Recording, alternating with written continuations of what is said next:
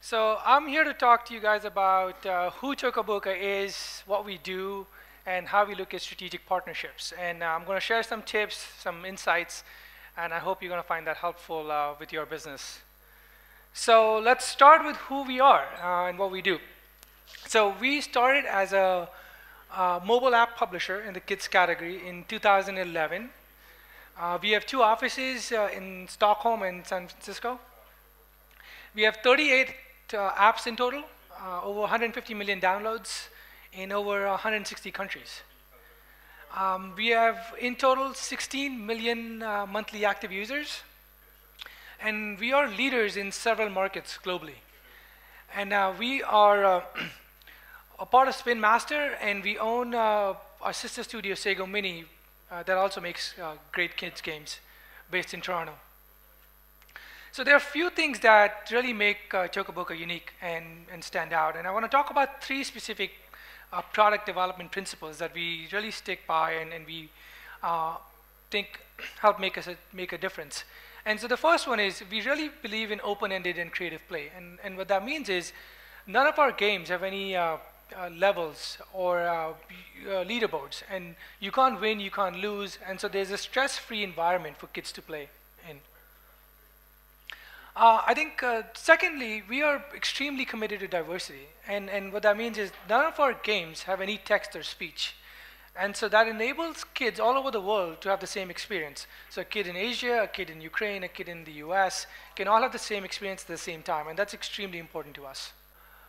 I think, and the thirdly, and probably the most important, is we design everything from a kid's perspective. And to put that into perspective, we take kids' feedback from the very onset of the game development process. So when the game is at the concept stage, to prototype, to the final product, we get feedback from consumers. We understand how they play the game, what works for them, what doesn't, and we make changes when they say, or when we see it doesn't work for them. So I think that's what makes us really, really unique in the space. And so I want to give you guys a quick example of one of our games. So it's one of our best-selling games. It's a trailer. Toca Boca!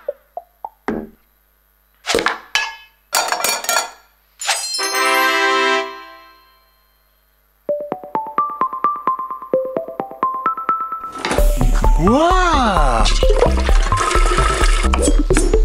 Whoa!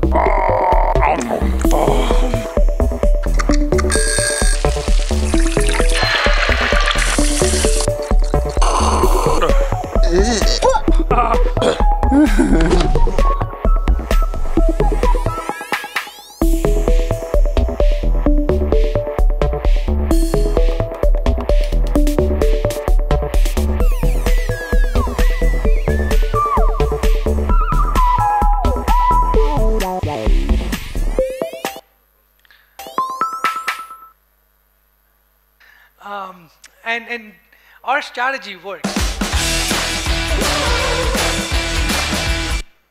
Okay, great. That was not part of the presentation. But our strategy works. And this is a list of the top kids brands in the mobile space. And as you can see, Toca Boca and Sego Mini, our sister studio, we are really at the top, ahead of great brands like Disney and Nickelodeon. This is a snapshot of the iOS rankings, and you'll see on the left is the Jan 1st, 2015, and it's a kids category, paid category, and as you see, Toca Boca is in the leadership position. Then we have Jan 1 in 2016, Jan 1 in 2017, and then Christmas Day 2016, and we were the top 7 apps in the App Store in the US, which is the biggest market for us. And it's not just iOS. We are also extremely popular in Google Play and the leader in the space. As you can see the rankings on Google Play, kids and family category. So let's talk about what it means to go beyond the App Store. And to do that, I want to talk to you guys a little bit about what our vision is as a company and as a brand. Our vision really is to be a beacon in the world for kids. And what that means is we want to be a category independent brand for kids. And when we make products, kids and families should feel that it was made for them. And in order to do that, we want to expand outside the app stores. And partnerships have been extremely important for us. Since the very first app that we made to the most recent one, some key partners like Apple, Google, Amazon, Microsoft, they've really helped us not just reach consumers for downloads and revenue, but also build a relationship with consumers. And there are some partnership principles that we really stick by, and I want to talk to you guys about some of them. So the first one is long-term value creation. So we really look for ways to create long-term value with the partners, and not necessarily what the revenue is going to be in 3 months or 6 months from now. Although it's tempting, we try and really look at the long-term value with each partnership. We are extremely innovative and creative when it comes to new business models. So we work with all kinds of business models globally, be it subscriptions, licensing, revenue share. We do it all, and we try and do it in a new and unique way whenever we can. We do partnerships globally. We are a global company. Our consumers are globally, but when we do partnerships outside of the US, we try and take a local approach to those partnerships, and we try and support them with local marketing, local PR, and local integration as much as possible. We try and be very research and data driven, and we try and understand what the trends are, where are consumers, how can we reach them in new and interesting ways and create value for them.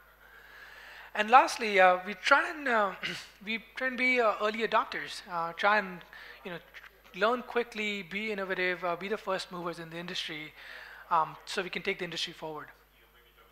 This is a quick snapshot of what our distribution strategy looks like. So we have a core product that's an app, let's say, for example, that's coming out. And then we have multiple channels that are extremely important to our business. And we tap into each of them and try and see where it makes sense for this product to go and how can we reach consumers. So as an example, you can see we have major platforms like iOS, Google Play, Amazon, but we also have new markets and emerging channels like restaurants, airlines, hotels, kids-specific partners like OEMs, and sometimes new technologies, AI, VR, AR, trying to see what makes sense for us as a company, as a brand, and the product. And from a contribution perspective, as you can see, 26% of our revenue comes from outside the major app stores, and that's huge. So I want to give you a few examples of some partnerships that we've done that we've deemed extremely successful in terms of engaging with users and driving growth for the company. And here are some of the partners that we have across the space globally. They represent a wide demographic of consumers, industries, partners. The first example is the bundles on iOS. As you might know, this is a new mechanism for consumers to buy content, and it's essentially bundling a bunch of apps together and offering it to consumers at a very attractive price.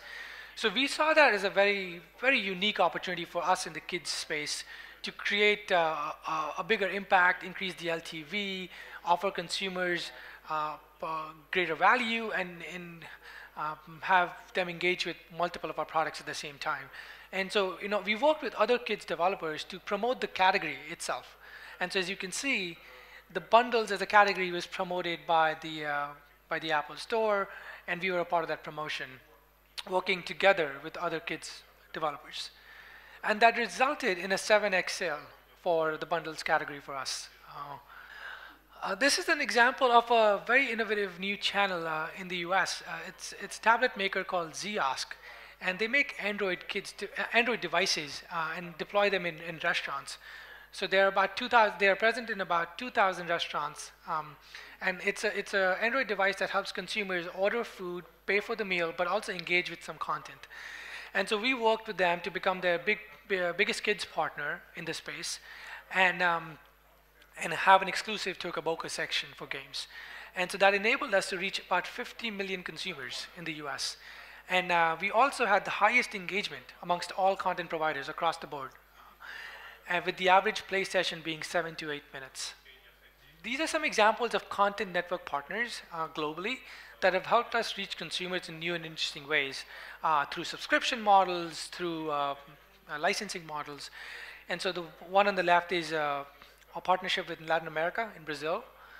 And on the right is with Verizon Kids.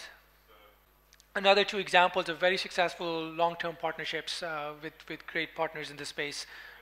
Amazon Kindle Free Time on the left, and then Samsung Kids on the right. And we also look for ways to integrate with the software and create immersive experience for kids.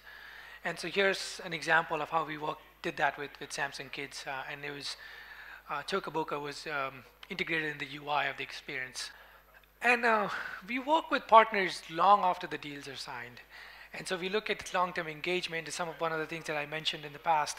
And we look for opportunities to engage with the end consumers. So here's an example of an event that we did with Samsung in the US, that we got kids and families together, laid out our devices and products and experiences to interact with consumers, get feedback, understand how they play with our products and make improvements, and continue giving them great experiences.